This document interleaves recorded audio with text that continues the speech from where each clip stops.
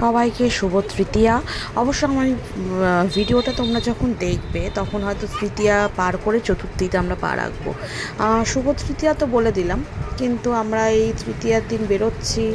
সন্ধেবেলা বেরিয়েছিলাম মেয়েকে নিয়ে রিক্সা করে, কিন্তু যথারীতি বৃষ্টি, প্রকৃতি আমাদের সঙ্গ দিল না। আমরা রেডি হচ্ছি, তখন মেঘ ডাকছে, একটু বিদ্যুৎ চমকাচ্ছে। আমরা ভাবলাম হয়তো না, হবে না, বৃষ্টিটা হয়তো জানি না ধরে যাবে কি রাতের দিকে হবে।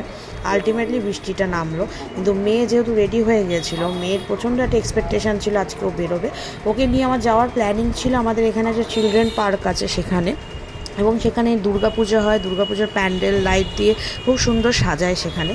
কিন্তু আলটিমেটলি যেহেতু বৃষ্টি হলো, তো চিলড্রেন পার্কে যাওয়াটা ক্যান্সেল হলো।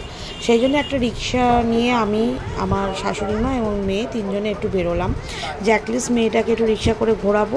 আর ঘোরার পথে আমাদের বাড়ির সামনে একটি দুর্গাপুজো হয় এবং বিবেকনগর ঝিলপাড়ে একটি দুর্গাপুজো হয়, তো এই দুটো ঠাকুরও দেখবে, প্যান্ডেল দেখবে। তো এই উদ্দেশ্যে বেরোনো হয়েছে, মানে রানিং অবস্থায় যাব, কোথাও নামবো না।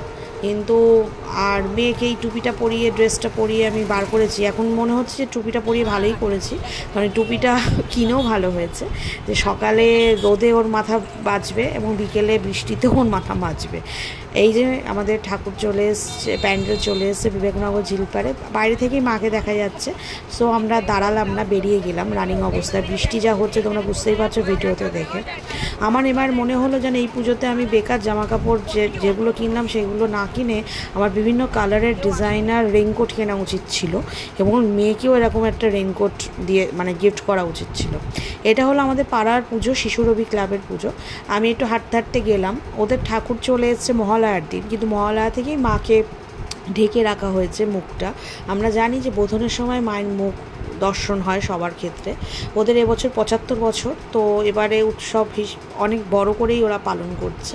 আমি গেলাম, কিন্তু এই যে একটা লাল কাপড়ের মধ্যে দিয়ে মাকে দেখা যাচ্ছে, তোমরাও দেখতে পাচ্ছ আমার ভিডিওর মাধ্যমে, এটার দৃশ্যটাই অপূর্ব। এটা দেখলে মনে হয় হ্যাঁ, 1 বছরের সমস্ত অপেক্ষা শেষ, মনের সমস্ত দুঃখ জ্বালা যন্ত্রণা সব সেই মুহূর্তের জন্য ভুলে গেলাম।